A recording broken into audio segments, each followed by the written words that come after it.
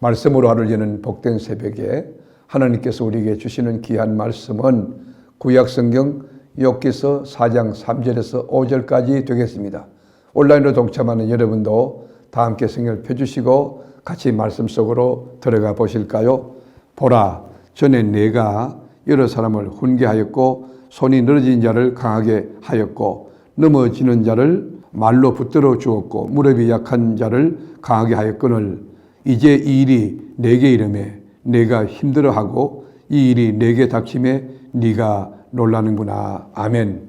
욥기서 1장 2장에 보면 욥은 정말로 퍼펙트한 축복을 받고 하나님의 신뢰와 총애를 받는 그런 인물이었습니다. 그런데 오늘 본문에 보면 우리가 보면 하루아침에 욥은 망했어요.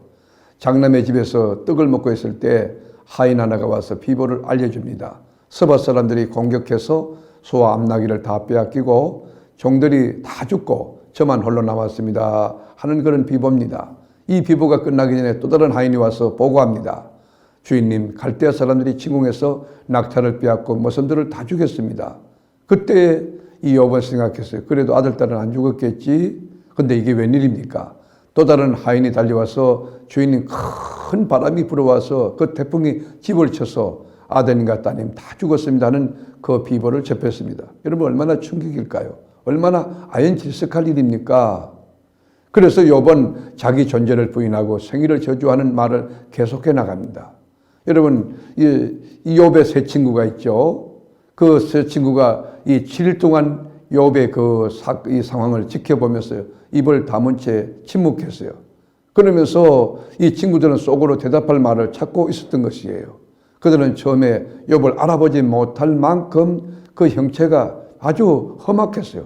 온몸에 이 종기와 딱지가 덕지덕지 붙어 있고 상처에는 막 구더기들이 꿈틀거리고 있고 냄새는 지독하게 나고 잠을 이루지 못한 채 뒤척거리고 여러분 간신히 눈을 떴고 눈을 뜨면은 고통이 시작되고 아내도 저주하고 하나님 저주하고 떠나라고 여러분 이 욥의 옆에 있지도 않습니다.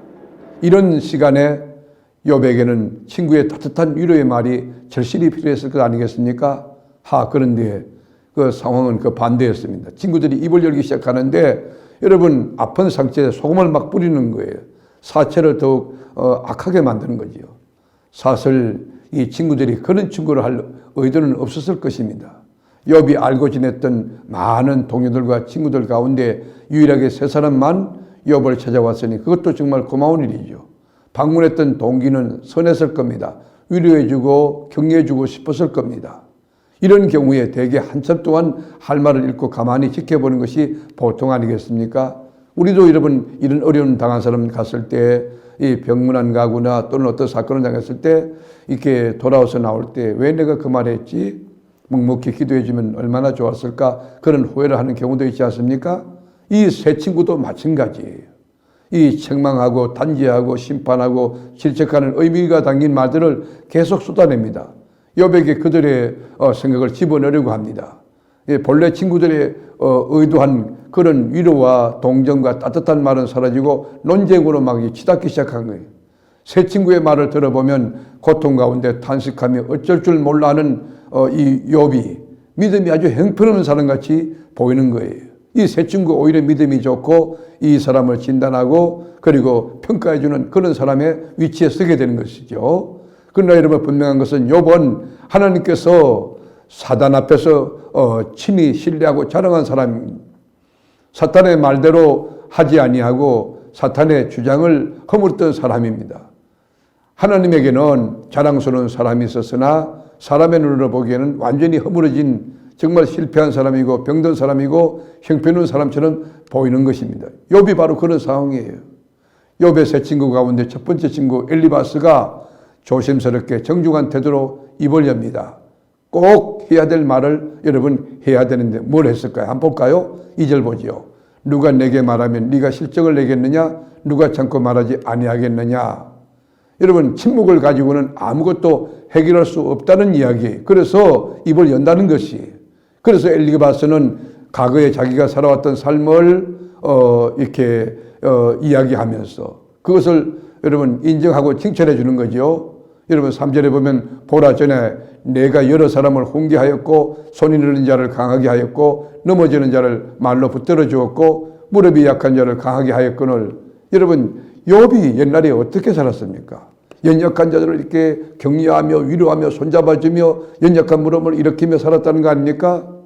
이것이 바로 우리 크리스찬의 삶이 되어야 됩니다.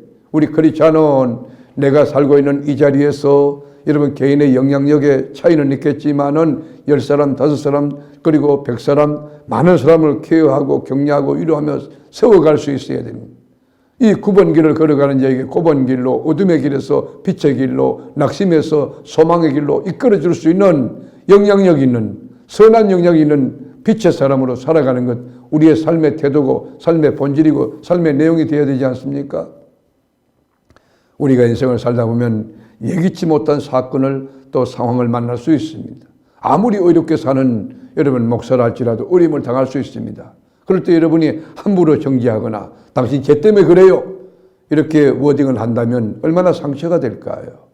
그때도 묵묵히 여러분 위하여 기도해 주고 그 자리 떠나지 아니하고 그리고 눈물로 기도하며 또 회복되기를 위로하며 하나님 살아계십니다. 저희들이 위해서 기도하겠습니다. 얼마나 아름다운 말일까요?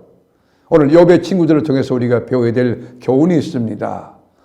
어려움을 당한 우리 형제들이 우리 주변에 있을 때인데 찾아가서 내 말로 그를 일으키려 하지 말고 하나님의 성령이 그를 일으키도록 침묵하고 좀 기다려주는 것은 어떨까요? 또 하나님 말씀 이렇게 읽어주거나 또는 이 말씀을 써가지고 조용히 그의 손에 넣어주는 건 어떨까요? 우리가 하나님의 사람으로서 격려하는 방법이 다양하게 있을 겁니다. 하나님께 한번 선한 지혜를 구해보시고 여러분 주변에 어려움 당한 그 이웃들에게 어떻게 다가가고 어떻게 내가 그를 격려하고 세울 수 있을까? 거룩한 고민, 정말 하나님이 기뻐하시는 고민, 우리 기독교인으로서 마땅히 해야 될 그런 아픈 고민, 묵직한 고민을 한번 시작해 보시죠. 말씀으로 하루 저는 복된 새벽, 사랑하는 교우 여러분 때문에 연약한 이웃, 넘어지고 자빠지고 쓰러지고 상처 입은 그리고 울부짖고 있는 그분에게 참된 위로, 작은 예수의 그런 삶이 여러분 때문에 이제 되어지고 또 이렇게 펼쳐지고 영혼을 구원하고 영혼을 세워가는 복된 역사가 있게 되기를 주님의 이름으로 축복합니다. 기도하겠습니다. 주님, 의롭게 살아도 정직하게 살아도 때로는 알지 못할, 풀지 못할 수수께끼 같은 어려움이 다가올 수 있는데 그 가운데서도 주님이 계심을 믿고 입술로 범죄치 아니하고 중심에 계신 하나님을 찬송하며 주님과 함께 살아가는 그런 믿음을 가진 우리 크리스찬이 될 수 있도록 은총과 긍휼을 더하여 주옵소서. 오늘도 넉넉히 성립케 하시는 나의 구주 예수님의 이름으로 기도합니다. 아멘.